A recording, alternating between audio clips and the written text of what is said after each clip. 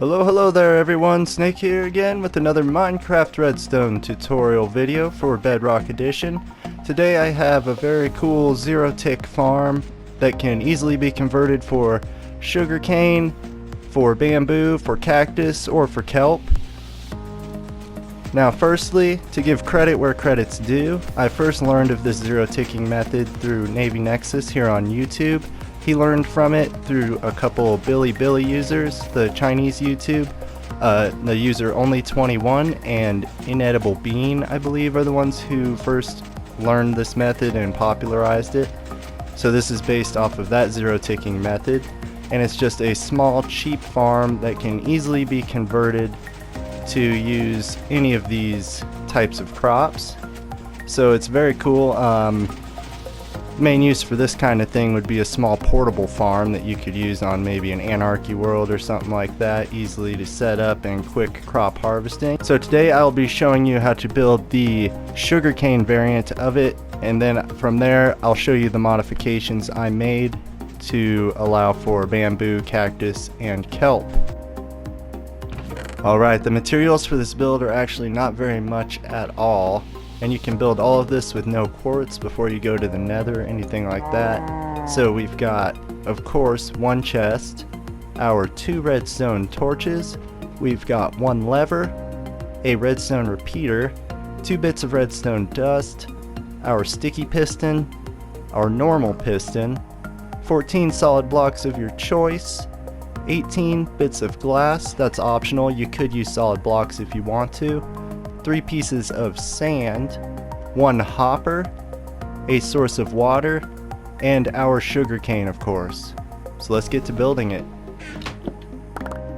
An important note is that when we're building this farm, make sure that it is inside of a chunk and not crossing any borders. The sand can break and fall due to chunk borders. Also, do not leave the farm running. If you leave, or the sand is extremely likely to break and fall. To start, we're going to take our solid blocks here, and we're just going to build a very simple redstone circuit. This one's used in a lot of farms. We're going to make our 3 blocks like so. Put a redstone repeater right there. Torch on the front. Sorry, not a torch, a lever. Torch on the bottom. Redstone dust on the bottom.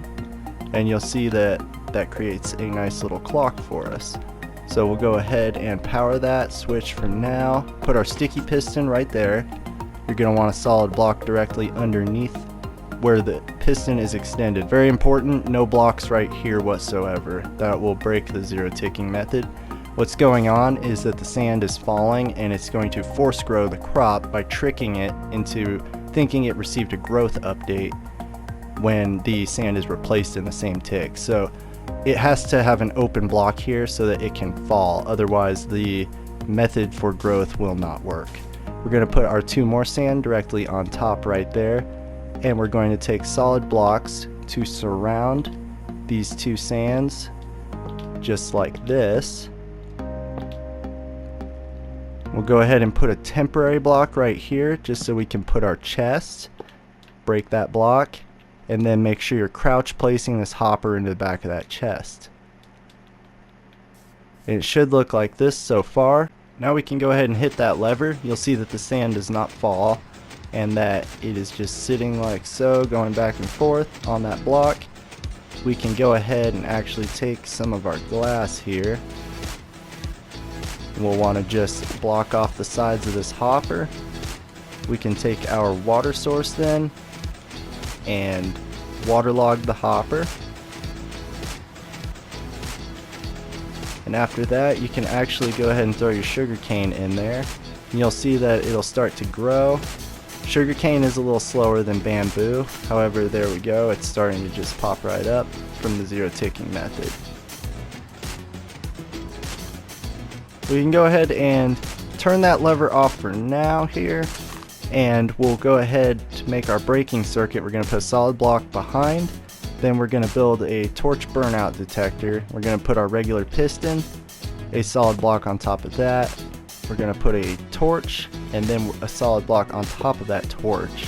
And what we're going to do is take our last bit of redstone dust and just put it on the back right there. You notice the piston activates and retracts. What that'll do is every time that sugarcane goes up, it's going to actually complete that circuit and cause the piston to break the cane. That's how that works. And then what we're going to do is take the rest of our glass here, and we're just going to build up like so. You'll notice that the torch goes off when you're building this. That's okay. And then temporary piece right there, and just right up top. And believe it or not, that's actually the farm completely done. You'll see that it's not as fast as some zero-tick methods, however it is very cheap to make and it does work very well. You just kind of sit here in AFK and you'll be getting some sugarcane.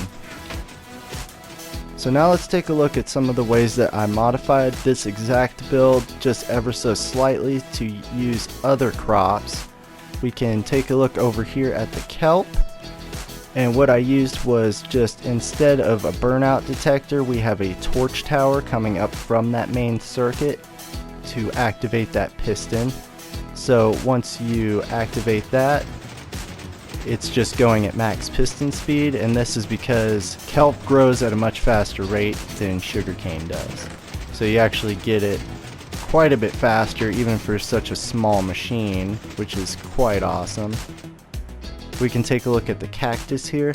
With the cactus, its caveat is that it must have a space on all sides of it for it to grow. So we moved this block back one, we extended the space out a little ways, and we just put more hoppers.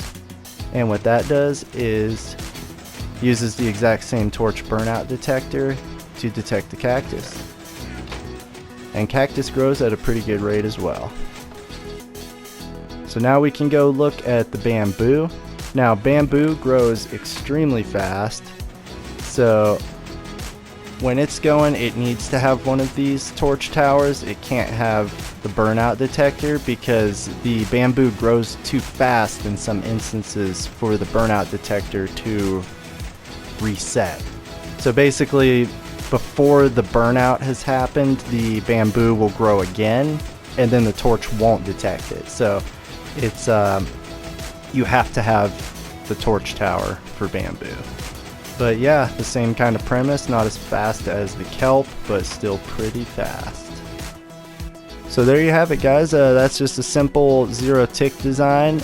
Once again, only 21 and Edible Bean Navy Nexus. They're the ones I'll give credit to for this method, and it is very cool. You can build a lot of different crop farms with it, and it's awesome. So if you enjoyed this video, please leave a like, and remember to subscribe for more videos like this. I'll have more farms and builds coming out in the future.